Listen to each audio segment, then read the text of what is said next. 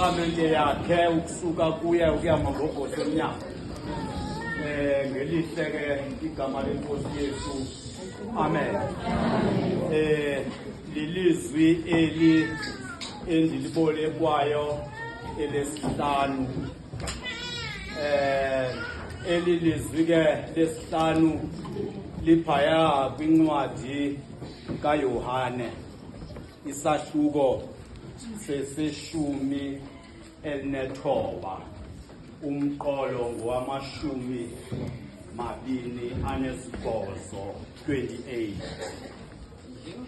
Ubhaliwe ke phaya ndizawukola nje umgca ke mbhexeshi. Ndizawukola nje umgca ngoba ndibonile noko sokusetyenziwe. Nanje ndithathe ngoku-underline angathi kungathethwa ngokuthi ndinqaniwe. Litheli lizwi ndinqaniwe kinyokuwe nasisuku. Ndithetha loo nto.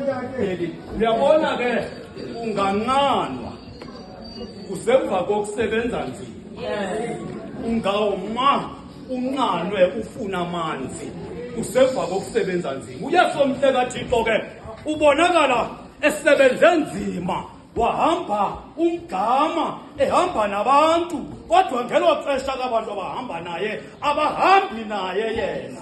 Kungenhlanhla uYesu kusekugqibeleni ngoku emva kokunqanwa. Bazawuyazi abantu abadala lento, bayeke abantu abasebatsha. Bazawuyazi abantu abadala umphefumulo xa uzawuphuma emntwini soza ngathi uba ndicela amanzi.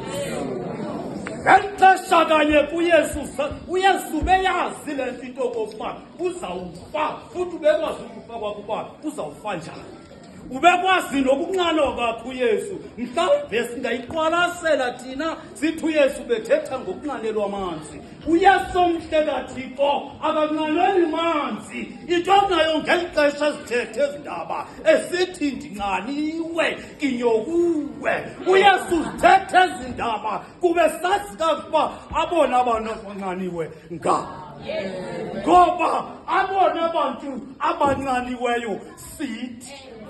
Uyayazi kuYesu le nto, yonke le nto akayenzayo uYesu uyenza ibe ngathi ikhangele kuye okanye iqonde kuye. Uyazi kakuhle ncakasana okokuba zonke ezi zinto zilapha kuthi ngoba sihleli nje sihamba nje sinonqano. Ingxaki kukunqana. Yile nto kumele sithandaze, sihlale phansi, sithetha noThixo ukwenzela uba kusuke unqano, kuba lizawuphela unqano ngokuthanda kwaThixo. uYesu ngenye imini udibana nale ntokazi equleni. uYesu uyawacela la manzi apho kumele awacele khona amanzi. Yesu akawaceli noba kupha amanzi, kodwa ukhangela indawo akanokucela kuyo amanzi. uYesu engomele amanzi, kodwa omele ilizwi likaThixo lingahlala kuwe, ngoba yena uyazazi okokuba unalo. Yesu ke udibana nale ntokazi isequleni, uthi ungandipha amanzi. Ndiyabona ke intokazi yathi ukubona eyenza ngalo mfana, yacinga into kokuba mhlawumbe lizaqule elinye iculo. Lo mfana uzaqule, kanti uYesu akakho apho.